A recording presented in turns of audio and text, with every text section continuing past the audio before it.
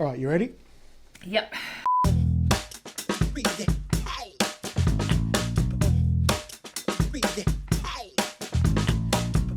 Hi everyone, welcome back to this week's Remind podcast. My name's David Masterton and I'm joined by Dr. Ashleigh Moreland. And today we are talking about emotional regulation with kids or something like that. I don't think we've actually really hit that. Or is it, Emotions, yeah, totally. So helping kids to understand emotions. Hold me while I crash out. So, story goes like this. Yesterday we were at the library and we go every single Tuesday.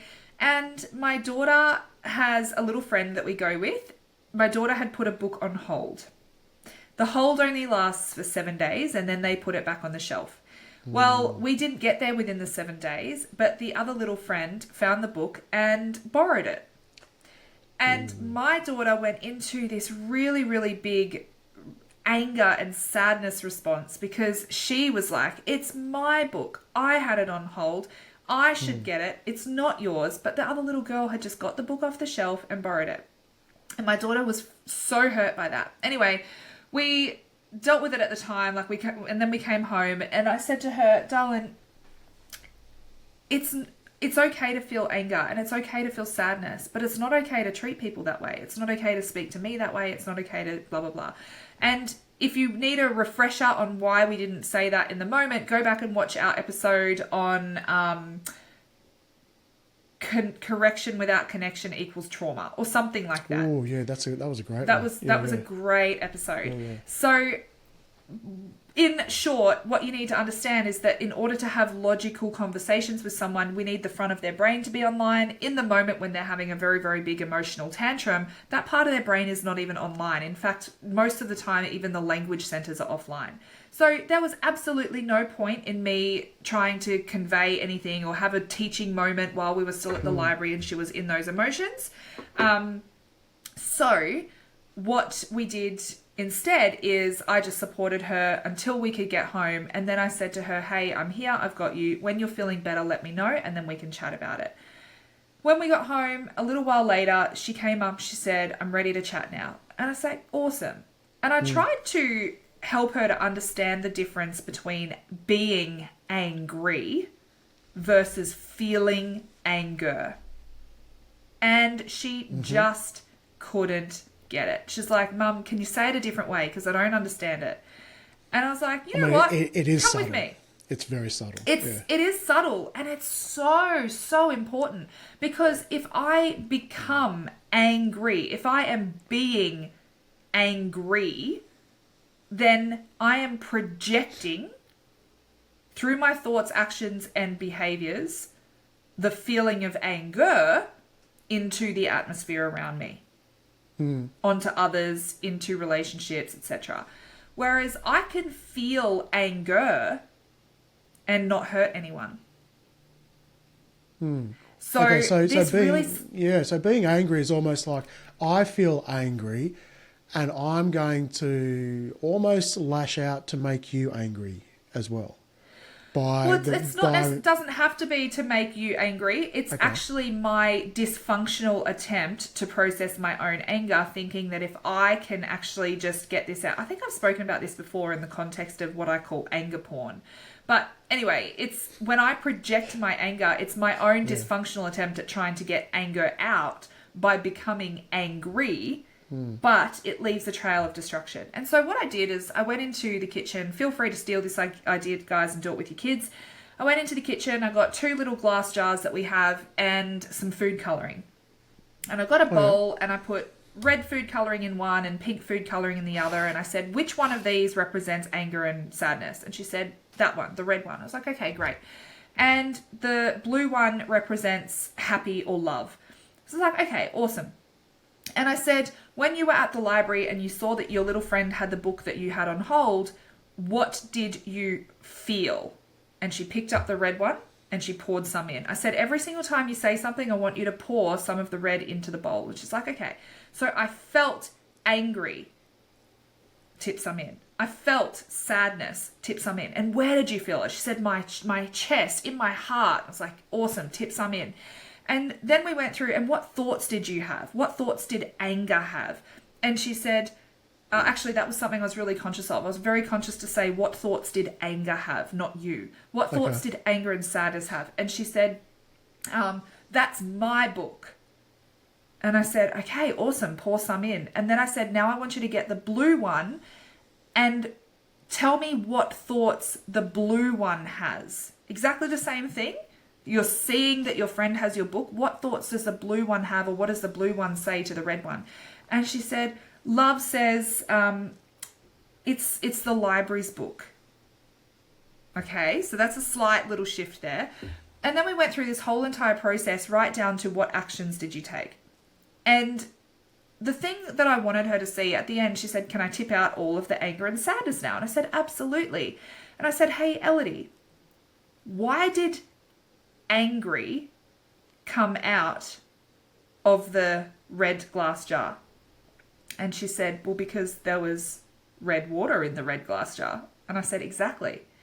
And so angry came out because anger was inside, right? And she said, yeah.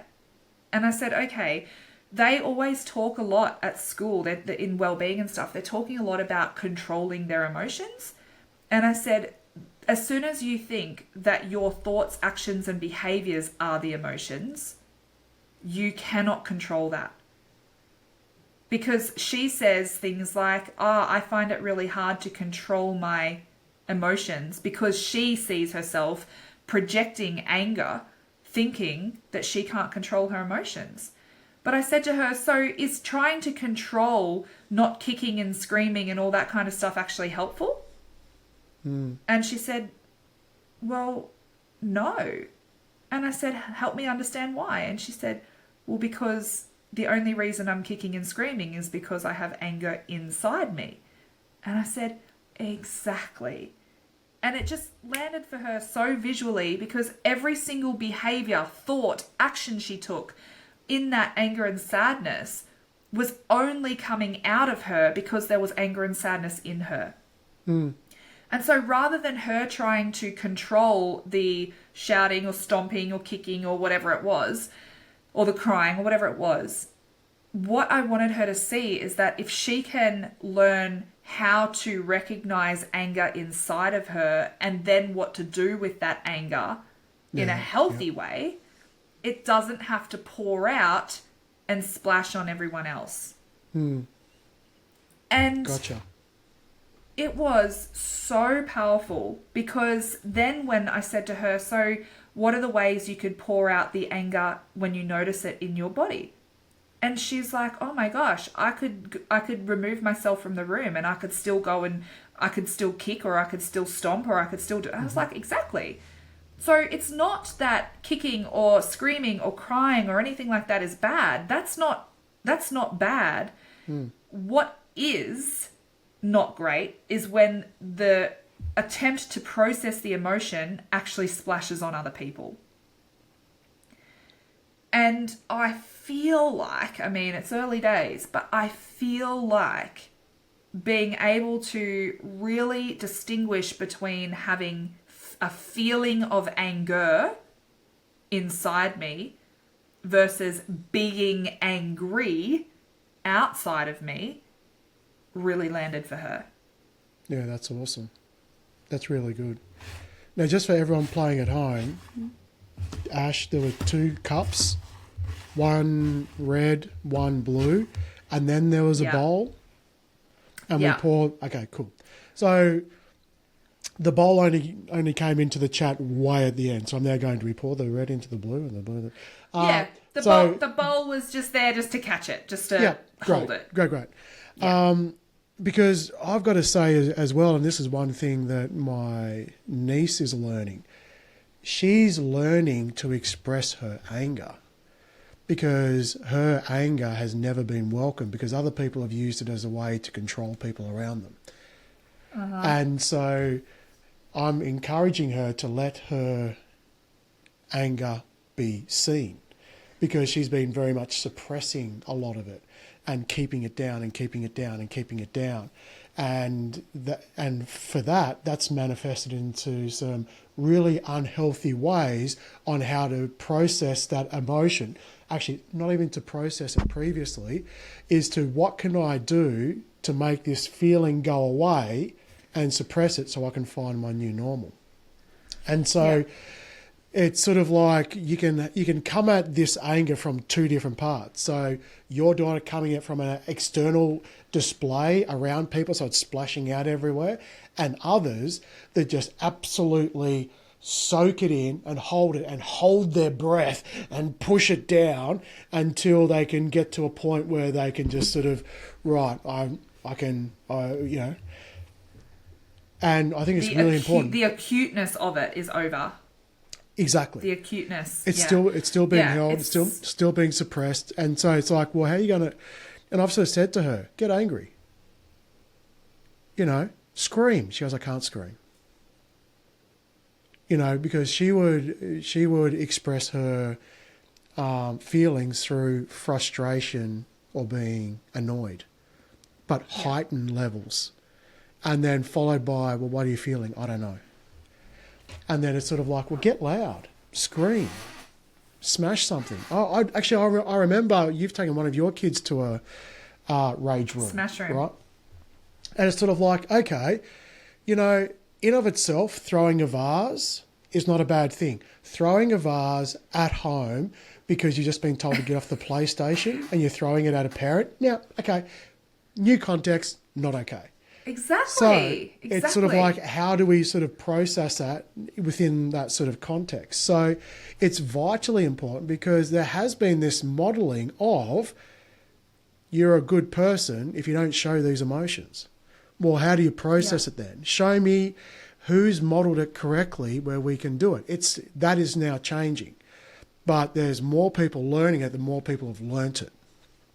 And so it's a real process to say being angry is okay, or holding anger or having the emotion of anger is okay. It's not a bad thing. It's in the polarity. You know, what's on the opposite side of anger? So to sort of go, I never feel angry, or I need to identify as a bottle of Valium. Like, well, okay, great if you can, but to be a bottle of Valium, the anger never shows up, which means that you are so completely at peace with everything that nothing comes up. Okay, great. If you can achieve that, fantastic. I actually I think it's very unhealthy. Anger is a very, very important emotion. And I actually think that there is nothing more damaging or harmful to any relationship than a dysfunctional relationship with anger. Well, for me, because in a woman it will project as resentment and frustration, and in a man it will project as either raw anger or freeze, addiction, complete dissociation. I say complete dissociation. Yeah, that sort of jump. It's like I have to dissociate in order to keep everyone else safe because it's not safe. I don't know how to handle the anger that is inside me. Well, show me the line between anger and passion. They're very much in a spectrum, right? And it's sort of like all of these things overlap. And so there's a sense of you're not trying to get rid of it. It's what you do with it. It's what happens with it. It's not trying to sort of say, I'm never angry. Okay, great. So, well, if you're never angry, then what are all of those emotions that are attached to that anger? When you dissociate from that, and coming back to something which is probably irrelevant here, but when you close a door to being vulnerable, you're not just closing the door to being vulnerable, you're closing the door to a whole other realm of things that you didn't realise that were possible. Same thing with anger. So super important to process it. So processing it is fine. In the context of why and how you're processing it is what we're talking about. So you smash it. Exactly. You need to know what to do with it. And like I said, the spectrum, this is literally Rise and Thrive is a program specifically for understanding emotional intelligence and inner healing for better relationship management for leaders and high achievers. Why leaders and high achievers? Because they need healthy relationships in order to be able to express their sense of self. The 4 pillars of emotional intelligence: self-awareness, self-regulation, awareness of others, and the relationship management aspect, the actual behaviors. I actually got people to rate where they sat for each of those things. And honestly, everyone falls short somewhere different. Some people have amazing self-awareness, but don't know what to do with that self-awareness. And that is a very, very difficult place to be. Some people have amazing self-regulation, but they lack the awareness of it to begin with. So they know what to do. They know how to, the language to use, but they actually lack the awareness. And sometimes that lack of awareness is because you're so dissociated all the time. Sometimes that lack of awareness is, there's lots of different things that come into play. And sometimes you have amazing self-awareness and you have amazing self-regulation, but you just never learned the skills in how to communicate with another human in a way that honors both of you. So you can have awareness that you have anger. You can have the self-regulation to be able to pause, but then you still go, what did you do that for, you dickhead? Or something, And so the front end stuff is like, okay, saying that is still not going to have an outcome that makes the relationship healthier and better, not worse. And so it's like, it's all of these things together that, this is why it's so complex. This is why these skills are such a big thing to learn. And yeah, human interaction, man, it's like we're wired for connection, but jeepers, isn't that our healing opportunity? Oh, and it is. And you think about, like, you've nailed it. We're wired for connection. Imagine when those connections become just so raw, authentic, and compassionate that it allows for all of this. And imagine the world that will exist at that point in time. At all levels, right? It'd be incredible. And on that utopiistic bombshell, we'll end this week's episode of the Remind podcast. So good chat, guys. I want to know if you do that activity with your kids. Tell me how it goes. Tell me how it lands. Do you need some clarity on anything? If you do, please let me know. The only point that you want to express is that the only reason red water is coming out of a jar filled with red water is because the jar is filled with red water. And so if angry is coming out of you, it's because anger is inside of you. The anger being inside of you is not a problem, but it does need a healthy solution to get it out, not a solution that harms or hurts anyone else. That's the moral of the story in a nutshell. Bang, bam, bam, thank you, ma'am. See you later. Come again. Goodbye. Bang, bam, bam, thank you, ma'am. Like and subscribe. Bye-bye.